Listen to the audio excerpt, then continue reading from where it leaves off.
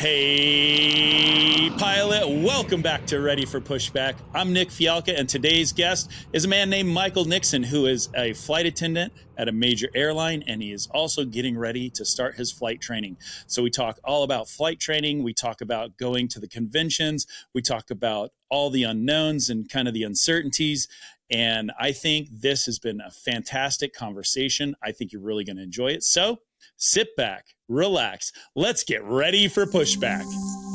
It all started as a spark. Maybe it was the sound of jets racing across the sky, or the feeling of your heart racing as you watch a crop duster flying low and slow. Even then, you knew you were meant to fly. For pilots, it's more than just a job. It's a calling. The early mornings, the long hours, the relentless training, you didn't do it for the money. You did it for that moment when the wheels lift off and the earth falls away beneath you. But flying is just the beginning. The journey to your dream job takes more than just skill in the sky. It takes strategy on the ground and a lifetime of learning. Most pilots don't understand what career opportunities are available in the world of aviation. Learn how to go from good to great, from flight school to regional to major, and from hopeful to hired. Whether you're sharpening your skills, building your resume, or preparing for that big interview, this is where pilots come to level up. Let's get ready for Pushback. Here's your host and my dad, Nick Fialka. All right, Michael Nixon, how are you, my man? I'm good. I'm great. Happy to be here.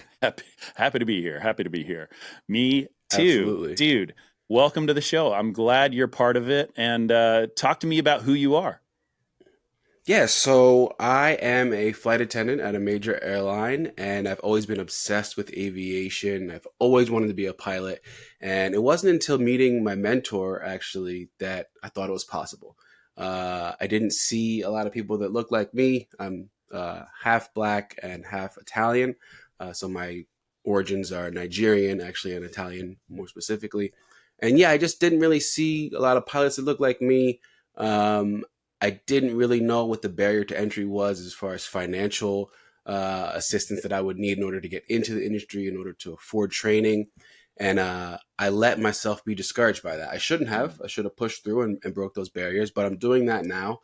And that's why I'm here. I want to talk about diversity. I want to talk about OBAP and just talk a little bit about my journey. Yeah. And the flying part, I think, is so interesting. Did you get into, decide you wanted to be a flight attendant? Because I talk to a ton of flight attendants all the time, and I always ask them why. And sometimes it's like, oh, I want to travel for free, or, oh, I want to do this. Did you look at it as like, I want to get up to the front seat? Actually, no. So crazy story. In my hometown back in South Jersey, every summer you end up working 2, sometimes 3 jobs. So I was working as a security supervisor at a hospital, and I was also working as a jet ski supervisor at this marina. And I took my boss's jet ski out one day after the shift was over. The sun was setting, so we didn't have much to do before closing out our shift. And I took my boss's jet ski out. I went a little too hard, and I fractured my femur. Good. And then fast forward, I go meet with a surgeon. He tells me you're going to be out of work for a year. I had 3 jobs at the time. I was 25 years old. And I was like, what do you mean? I'm like, dude, I'm a go-getter. I can't sit at home for a year. So about 8 months later, I made almost a full recovery. And I just didn't know what I wanted to do. So while I was in recovery at home, I used to crutch down to the local library. It was like maybe a mile, maybe a little less. And I would just read, and I would just try to figure out, what do I want? What do I want from this world? What do I want from this life, this existence? What is God going to bless me with? And there was a flyer for a career advisor. And I spoke to this woman, and I told her that I want to travel, that I'm a writer. And she was like, well, you can get in with maybe like an editorial, but it's going to take years and a lot of seniority for them to start paying you to travel. She's like, but you can get into the travel industry. And I was like, well, what do you mean? Like a travel agent? Do they even have those anymore? And she was like, well, check it out, see what's open, see what applications you can put in. And I started looking around and I saw that American Airlines and Virgin America were hiring. And I applied to both of them and I was like, well, let's see what happens. And I ended up going through the process and I ended up getting accepted. Um, and here I am now. So it was really not something that was in my plans. I didn't think that getting my foot in the door as a flight attendant would allow me to have a leg up and an advantage to become a pilot. But I have countless mentors and countless emails and phone numbers from the pilots that I fly with today that have led me here. Actually, being here right now is because I have a mentor with my airline who hooked me up with OBAP, and then OBAP hooked me up with Spitfire, and now I'm here with you. And that is how it goes. Yeah. That is so good because, man, I love exactly what you said about building that mentorship and building, talking to the people, especially I would feel like that looking at the pilots that you're flying with and seeing the ones that are interested in you as a human that are not just like shuffling in, doing whatever, reading the release and getting going, but also like asking you who you are and what your background is and like giving you the opportunity to say like, hey, I want to be a pilot, because you got to dig that out Right. of somebody usually, unless they're brand new at it. I'm like, I'm going to be a pilot. And you're like, hell yeah, let's go. That's true. But That's a good like point. that, especially finding guys and gals that are similar to you, right? You talked about that diversity part of it, but that builds the inclusiveness part of it, right? Because that being able to speak to somebody, I'm sure that every airline's the same for a Hmm. big portion. There's a huge amount of pilots. And there are smaller amounts of pilots from different parts of the world. There are smaller amounts of pilots that are female. There are smaller amounts of pilots that are Black, Asian, Latinos. Pick your flavor of awesome person, and so if you have that background, I mean, so my family's from Austria, and Okay. my last name is Ukrainian, Oh, which wow. is like, oh, that's a white guy, and Mm. but I was in Jacksonville and a gate agent saw me and she saw my last name and she like was so excited to talk to me because she's Ukrainian and she saw my last name and she started Oh, rolling that's cool. into talking to me in Ukrainian. Like I had no idea, but she was so excited because she saw somebody Mm. like her, right? And that like, Yeah. and now we're joined at the hip. Anytime I go to Jack's, she's so excited to see me. It's Oh, a that's high cool. five. We have a great little chat, and then I like head out again. So like I get it, I feel it. So Hmm. being able to do that and tie it together into aviation is such an important thing. Yeah, absolutely. Talk to me about the process from flight attend, like the mentorship of like, hey, I want to fly, and like who pointed you toward OBAP? Yeah, so I got hooked up with one of my mentors. I was just talking to him when I was doing the pilot break. So I was up there and just chatting him up, and he was like, "Hey, man, I'm gonna hook you up with someone who already made the transition from flight attendant to pilot." So I got to speak with this other gentleman who's a CFII now, and he's over at SkyWest as well. And he was like, "Look, you should go on OBAP, become a member, start getting connected." And that's what I did. That was a couple years ago. And it's afforded me so many incredible opportunities to be able to, you know, see some of the webinars that Spitfire does and get connected not only with OBAP, but get connected with LPA and NGPA and PAPA, um, AOPA, all the acronyms, I as you know know. they're more and more. Every pilot needs to know 10,000 acronyms or they will not I survive, know. apparently. I know. Not only My do I, brain is full of just I know. Not acronyms. only do I speak pilot acronyms, I also speak pilot hiring acronyms, which are a totally Oh different my thing. gosh, I can't imagine. Um, tell me, tell me about. Have you been to any of the OBAP conventions yet? No, this will be my first one. All right. Are you Yeah, excited? very. I can't wait. Oh my gosh, I'm so excited. That's awesome. I think you like. Yeah, Here's my advice. You want to hear my advice from a white guy? Absolutely. This is great. Have like meet everybody, talk to Yeah. the people, especially mostly the attendees, and Okay. then because those are going to be your buddies, right? Yeah. Those are going to be the people like we're all in this ship together kind of thing, and we're on this special text chain that's just our goof off place and like our place to help each other out, and that like Mm. that is so good. And then meet those pilots, and there will be a lot of them. Like look at where you are in your strata of your journey. I'm Mhm. doing I'm I'm doing flight school. I'm doing regionals. I'm doing CFI. I'm doing majors, whatever it is. And find Mhm. people two steps, like one step and two steps from where you want to be and lock in with Mhm. them because they're going to continue on. And as they continue on, they're going to be the ones that help bring you up and lift you as you go. So Yeah. finding those people, engaging them, like being friends and not just like looking for something from somebody, right? Right. That's so good. Also, go to the white party. Like, bring all your stuff, Mm. dress up, have fun, but bring your new buddies there, and Mhm. encourage them to go too, because that helps. Like, that's your first big thing together as a group. Does that make sense? Yeah. Yeah, and Absolutely. then like from that, every single year, more and more repetition of growing a friendship that's going to last for 30 years. Right. So anyway, that's what I do. I was like, Okay. I love it. It's a good thing. Um, do you think, tell me about, how about this? Tell me what you think um, a pilot should know about the flight attendant world that they're probably Oh, not interesting. not thinking about. Uh, I would say first and foremost, we're not all that different. We both endure the chaos of the aviation industry. I always let people know, you know, back when I was, I'm San Diego based now, and I was based in the Bay Area before. And, people would ask me when I was taking Ubers a lot. I have a car here in San Diego, but I didn't up there.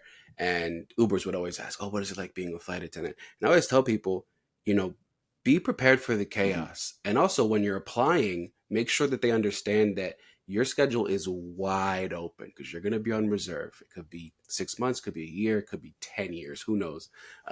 It's different in every airline, it's different in every base, and it ebbs and flows, as you know very well in the industry. You could have furloughs and layoffs, all kinds of things. But the main thing is that we all endure the industry, so we all have what it takes to survive the chaos. No amount of seniority is gonna allow you to avoid diversions and delays and cancellations, being stranded at a random airport or hotel that you don't want to be at. So that's the big thing, is that we deal in very different um, aspects of our duties. Like as a flight attendant, I'm doing meal service, I'm doing drink service, and things like that. But we're all safety professionals. We're all there for the passengers. We serve the company, but we have to also serve each other. Mm. And that's been the big thing for me, is kind of blurring those lines a little bit and not having a hard line, unless it's sterile flight deck, between the flight deck door and the cabin, is that we're all in this thing together. We don't take off without you guys. You guys can't take off without us. And that's the big thing. So anyone who's new to becoming a flight attendant, or someone who's new to becoming a pilot, I would say just know that you guys are in charge. But we're all a team. We're all different positions on the same team. What is it if you and I are flying together and we're just meeting? What is it you wish that I would either ask you or tell you? What is it the thing that gets looked over? Oof, I would say that you have my back in case I need to kick someone off Hmm. the plane. Because I don't know about other airlines, but for my airline in particular, I don't need anyone's permission. If I think someone is extremely intoxicated, or they're a threat level 1 or a threat level 2 or above, obviously, I have full authority to remove them from the aircraft. I will request assistance from a gate agent, though I have full authority to remove them from the aircraft. And as someone who has spent 8 years as a private security supervisor, that's my bread and butter. I don't want to do it, but I've done it at a high level in nightclubs, emergency room hospitals. I've dealt with some chaos. So for me, I don't ever want to have to deal with that, but I'm very comfortable in that. And I don't mind at all, though I love when we're doing a briefing and the captain or the FO or both say, hey, just so you know, if you got any issues, I've got your back. Yeah. Just let me know. I love it. It's not often, but I love it when I've got somebody that used to be some kind of either emergency management, like a paramedic or something like that, or a police officer or a security person, you know, whatever, some kind of in charge, don't take any bullshit kind of thing. Because I know, or military too, right? Yeah. And, or, you know, there's probably other things I'm also forgetting. But if you had like that kind of background, it just gives you this like mentality that you're going to be polite and professional. But if the chips come down, like it's like, I'm going to win. And that's it. Oh, absolutely. And so I like that. Yeah, that's the best feeling. I flew with these two women who were retired, but one was a retired police sergeant and one was a retired firefighter. Oh, yeah. And I was like, well, I guess I'll take third in command then, because we're good, y'all. You two are badass and you've done it for a long time. Yeah. So, that's so good. Yeah, I was like, whoa, okay, cool, awesome. And I love that because that's how our industry is, right? Like I'm sure as a pilot, you fly with people that have all kinds of backgrounds, military, civilian, people that were born in different countries and came over to America, have crazy backgrounds. I've heard so many amazing stories from your podcast about people and how they made their journey to becoming a pilot. Super inspiring. So I'm definitely motivated by that. Do you think that, so you are Italian, mom's side or dad's side? Whose side is it? Mom's side is Italian and your dad is from Nigeria. Yeah. Mm-hmm. First off, did you grow up eating like lots of pasta and lots of things like made with like yams and stuff? Yeah. Mm-hmm. So my father, his ancestry is Nigerian. He was born and raised in South Carolina. So I got Southern food and then Italian food and then you grew up in New Jersey. So like you, first off, that area, if you grew up in South Carolina, like that's less of a melting pot than like the New Jersey area is. True. Do you feel like that gave you perspective? You talked about diversity early on, like, because you do have to, you do have, your coworkers are all sorts of different types and your passengers are all sorts of different types, and they may or may not like you. They may or may not, like think like you think, love like you love, like all the different things. Like talk to me about working with that and being successful with that.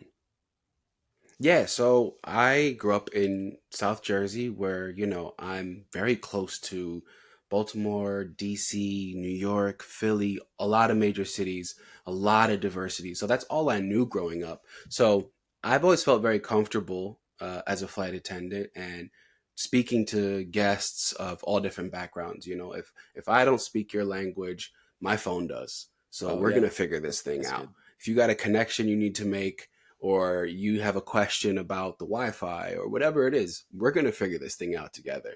And I've always really strived to put myself in uncomfortable positions when I see someone else is in an uncomfortable position that I can't even relate to. I've had many experiences where I can see guests are just completely in their own world and they don't know who to turn to. And I try to step in and do what I can to make them feel comfortable. So yeah, coming from my background and then becoming a flight attendant, especially having that private security experience, what I do now is such a joy because it's very rewarding, flight benefits and being able to see the world. And, if I want 3 weeks off this next month, I can make that happen. I couldn't do that at any previous employer. Though I love it. I love to be able to serve people, as you like to say, like pouring in to people, because it's fulfilling. It's great. I love it. And you can't interact with 150 people plus a day, or if you're working multiple legs with different passengers, a couple hundred people a day in any other industry. As you know, there's nothing like it. Yeah, and there's nothing more intimate than it too, right? That's the Mm, weird part is like there's this right. intimacy to it. Not trying to get all like philosophical on people, but yeah, you are with people in important moments for sure. Yeah. Talk to me about your flight training. I want to hear Yes. about that. That's what's up. I think this is the most exciting for me.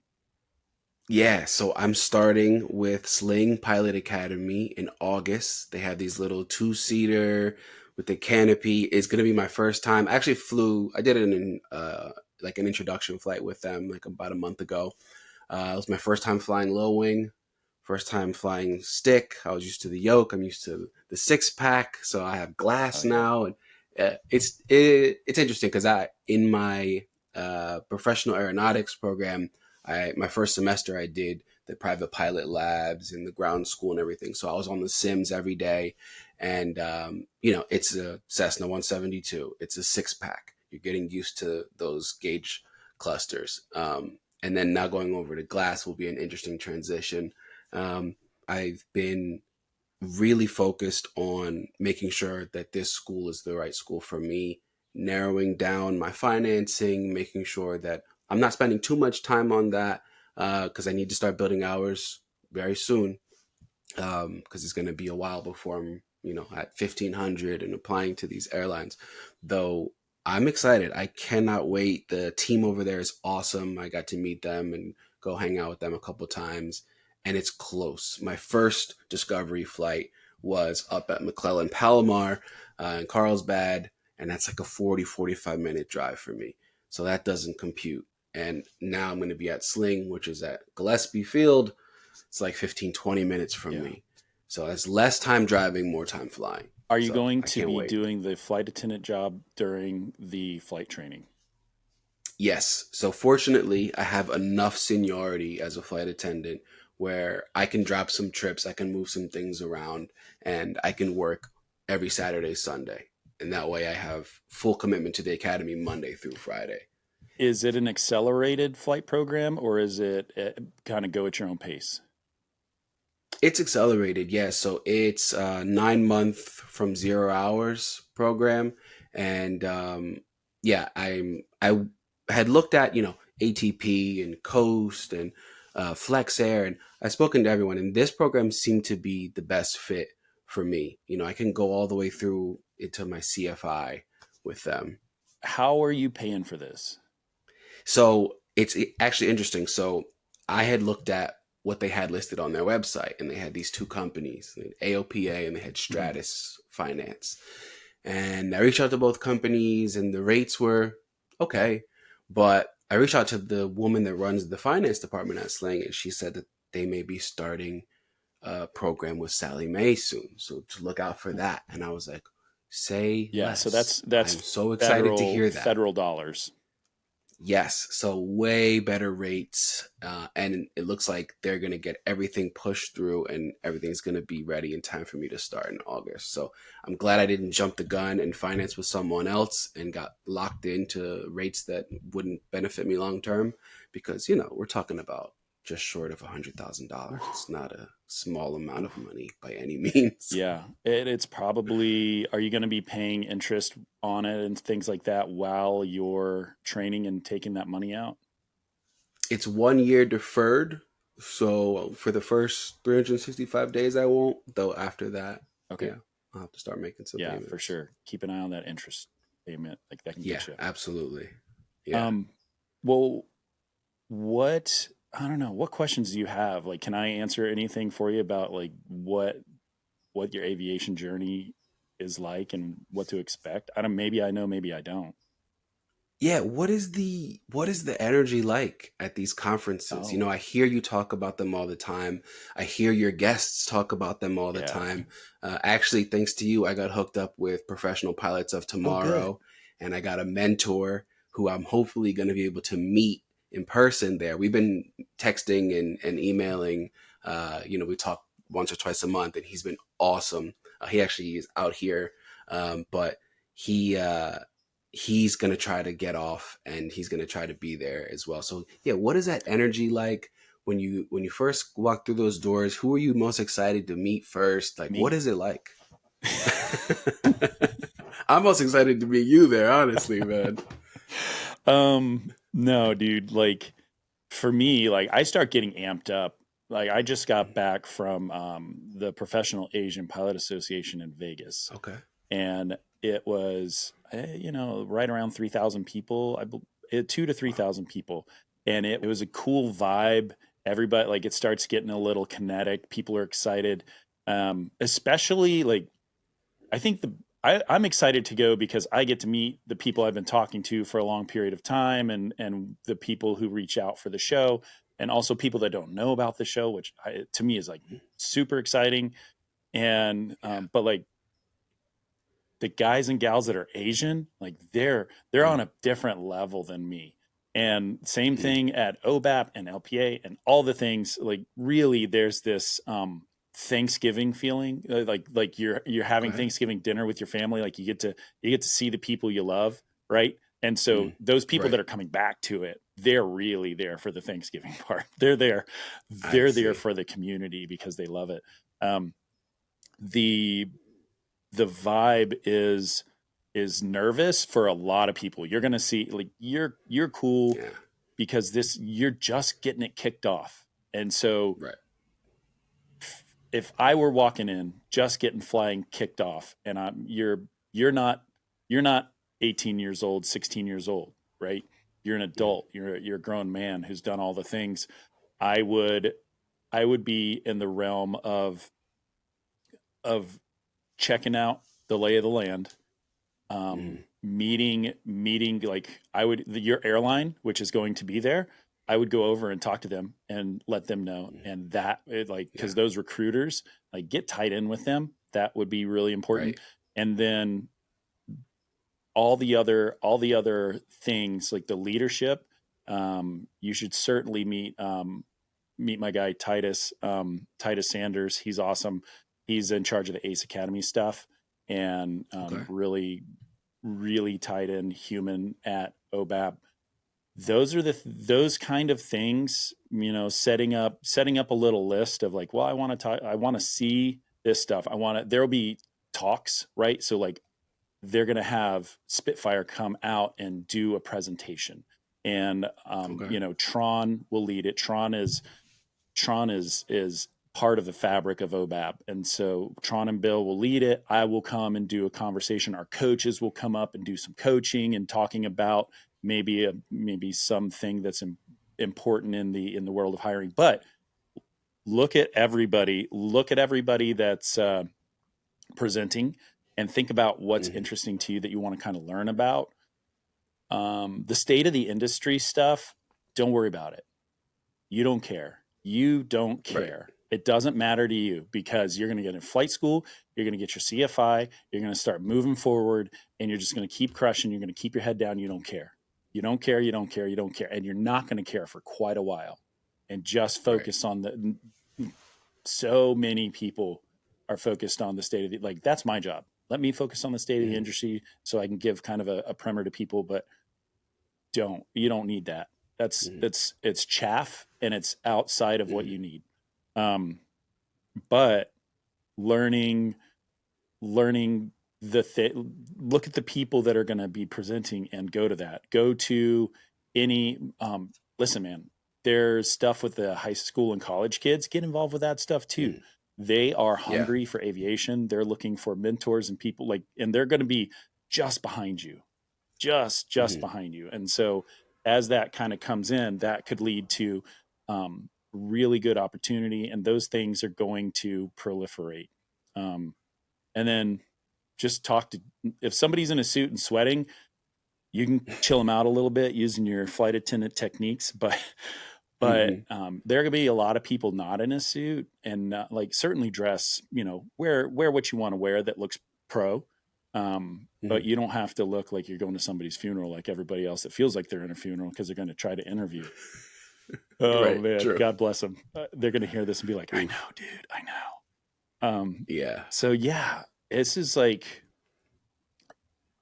your first step into the family. Also, Mm. um, don't I don't want to talk it up too much to where I feel like Mm. it's this like never land place. because it's Right. it's life happening at full steam, and you're gonna come away with a couple people that are yours and that are Mhm. great. And then the next year, if you go again, like you have a couple more, and it's gonna kind of grow on itself. I think about so Travis is the director of security for OBAP, Mm, not a black guy, and mm, also the best director of security you've ever met. Like he carries an intensity with him, but he's able to get everybody organized, all the volunteers, all the people that are doing their stuff. Like he is the guy that manages all of it, and he's a major airline pilot. He's not looking for a job, wow. but every single year he goes because he loves it, and he's like tied in and he's bought into the entire organization because they're awesome people and they do great things. And so each organization has opportunities like that. So I've probably been rambling on, but it's a good time. No, I love it, man. I'm so excited. I'm glad that you mentioned too the younger generation because that's one of my big missions. As far as my involvement in volunteering is Mm. outreach. Getting involved and trying to show the younger generation that you don't have to come from money. You don't have to have someone in your family who is in the industry. You just have to be dedicated.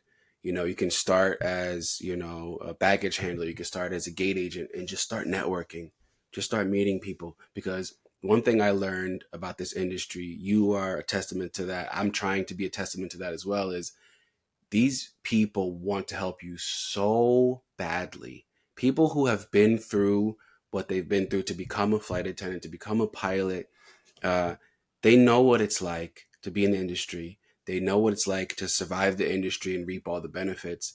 And they know that it might be a hard road to get there. And they can't wait. Just yesterday, I flew in from Orlando, and my captain was like, "Hey, man, if you ever need anything, email me." I've had that conversation with 50 plus captains and first officers at my airline because they know what it's like and they can see that I'm passionate. They can tell that I'm dedicated to it and that this is my dream. And I want to be able to, I even spoke to a fellow flight attendant not too long ago who was a little nervous and wanted to do her first discovery flight. And I was like, all right, I'm going to email you or text you once a month. I want to hear that you've done something, whether it's you talk to this, flight school, or you went and did this discovery flight, or even you just listened to a podcast and you figured out how to network with this person. I want to keep up with you because I was there just a couple years ago. So that's my big thing. I really want to get involved with outreach and, the next Well, generation. there's certainly the opportunity at OBAP. And also one thing I'd be remiss if I didn't say, man, like OBAP gives away a ton of scholarships. And Okay. you it's too late in the year to apply for this season's scholarships, but Right. link into that, lock into it, put it on your calendar, Mm-hmm. make sure you're signed up. OBAP sends I get all the emails. Like OBAP sends out their reminder emails more than quarterly. Shout Mm-hmm. out to Candace who does all that. She does a great job. But do make sure that you're tied into those scholarship things. Also look to volunteer next year, next time it comes around. Look for ways to volunteer.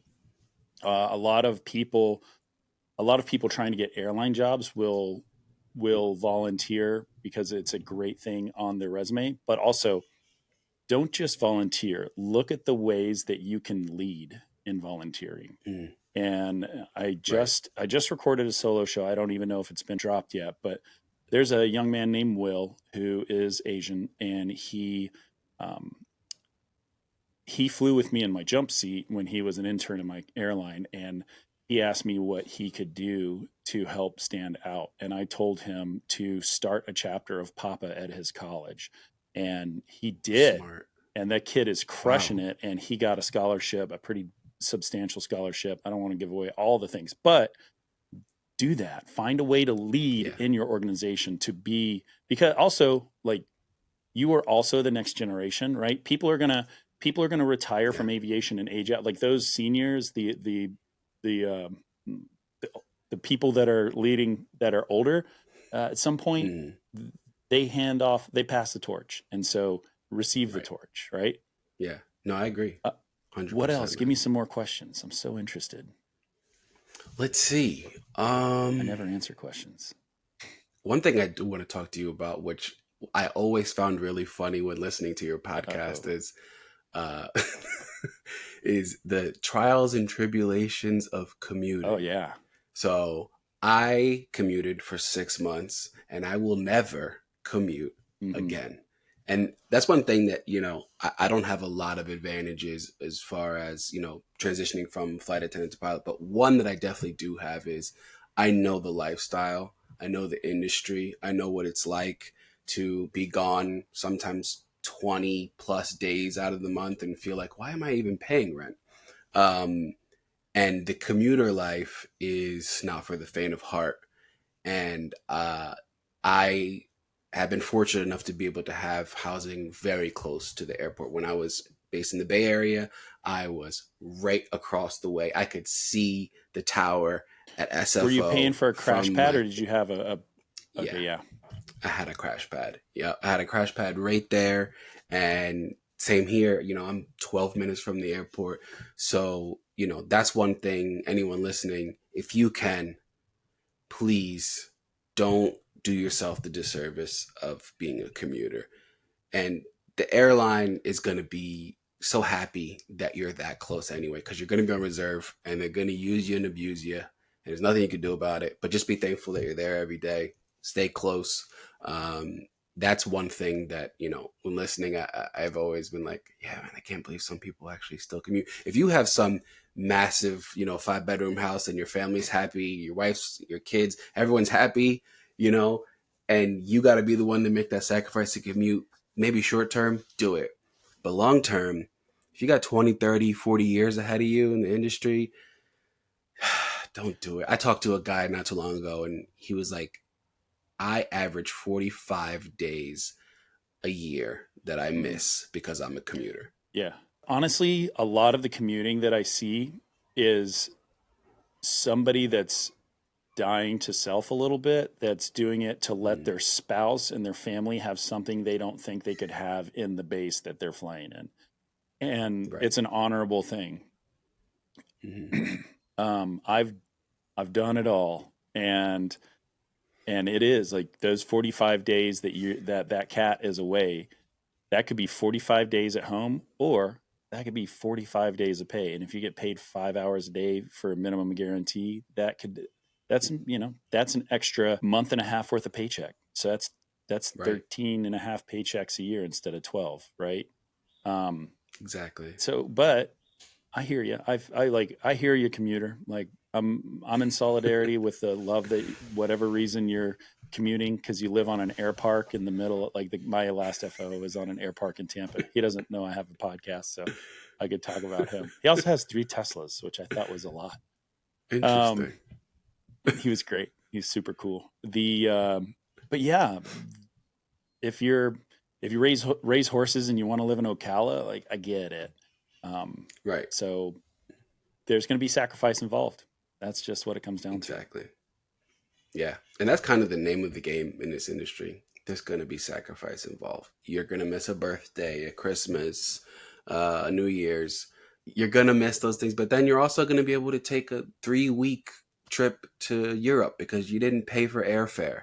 Like you're going to get that back at some point. So for anyone listening, don't get discouraged in the early odds of being a flight attendant or a pilot because you're on reserve and you can't go anywhere and you're broke. We were all on reserve and we couldn't go anywhere and we were broke. But then at some point that shifted. Yeah. It's you know? funny. So we're recording this the day after Father's Day. I was flying. Yeah. Yes, check. I missed it. Also, I'm going on a 2-week trip to Europe next month, just No like you way. I said. love it. I And love we it. are because I can. And I Yeah. don't, and it's affordable. I mean, really, we're going to Italy. It's going to be super fun. We're going to spend 2 weeks out there and we're staying at like monasteries and Airbnbs and kind of all over the Oh, place. nice. But even like renting the car is the most important part or the most expensive part. And it's like 600 euro Mhm. because the Right. tickets are $0. And, Exactly. and so I can go 2 weeks. We're spending probably less than $3,000 on just staying where we're going to stay, probably way less than that, including the rental car. And then I'm not buying a $5,000 ticket in the middle of summer. So that's such a cool benefit. And also, a lot of people don't think about the fact that, like, if you work for an airline for 20 years, at least 20 years, you will get free commuting, like free flying for life. So there's so many retirees that are just on the road doing their thing. They're going on a three week, this, that, or the other. I just talked to somebody that was going for 6 weeks. They're flying out to Hawaii, getting on a boat, taking this boat to all sorts of different islands around the world, and then ending up in Vietnam and then flying back from Vietnam. I'm like, oh my gosh, like that's what's up. And there's no pressure on it. It is. I know. It's amazing. Yeah, my wife is a flight attendant as well, and she's even senior to me, so she's about halfway there towards retiring, and I'm definitely gonna reap those benefits. Yeah, man. Well, look, Michael, absolutely. I want you to go to OBAP. I want you to start flying. I want you to go do those things, and then what I want you to do is come back on this show a couple times and talk to me about what flight training's like, and talk to me about what check rides are like. But I need you to go 110%. And like, if you're not ready to take a check ride, don't take the check ride. All right. Like be the adult and stand up for yourself first so that you don't have that failure. All right.